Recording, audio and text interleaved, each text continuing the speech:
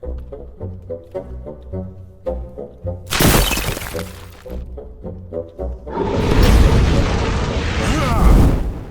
everyone, it's me, Riffraff Hornhelm, and I'm back again with another presentation from the Dwarven Vault, and today we have a monster review.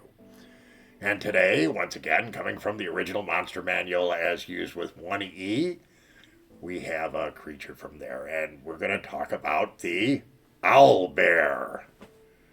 Made famous in books and film. Well, especially film, right?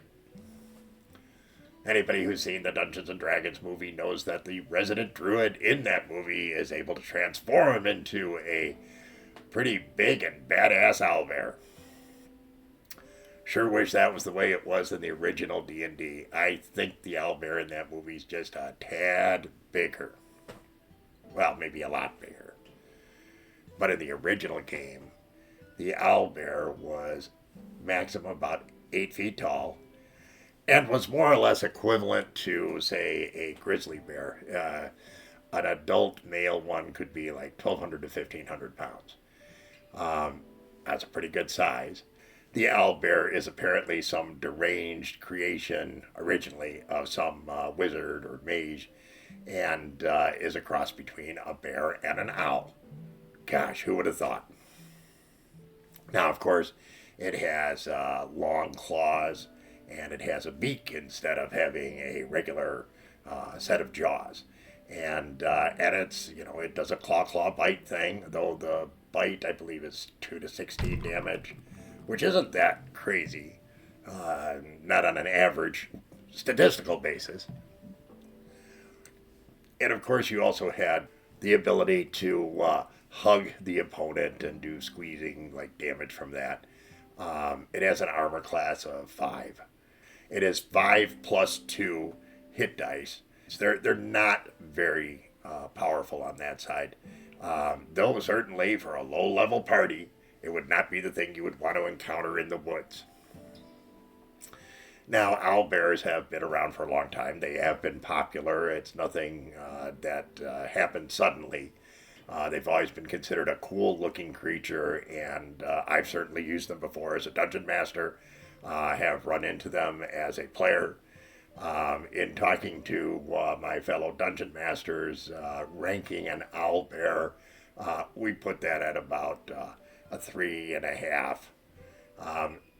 They did have a fair amount of confidence, I guess, in the amount of hit points that it would have, but the damage that it did was relatively low.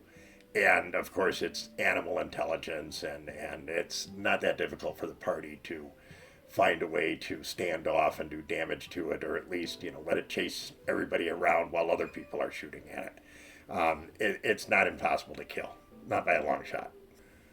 So in talking to the dungeon masters amongst the clan and so forth, they really came back and said, yeah, 3.5. But the players, when I spoke to the players, they said, well, you know what?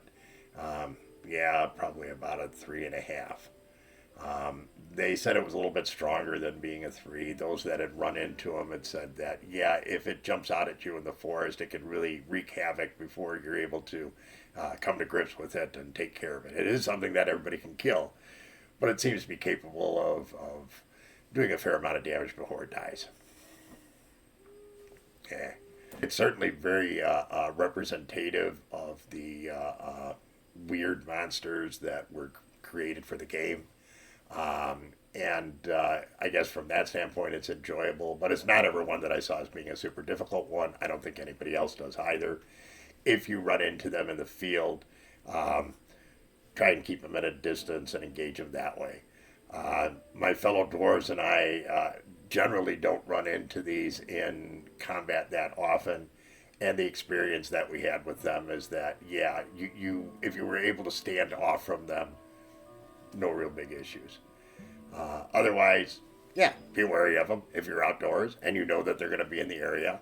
But they're really no more dangerous than a similar sized bear would be. So, owlbear, kind of a not horrible, not great, kind of fun, but nothing special. Hope you found that to be enjoyable and entertaining and hopefully informative. If you did, please leave us a like, consider subscribing, leave us a comment. But most of all, come back and see us again real soon. And thank you so much, everyone, for your support. Take care, and remember, dwarves rock!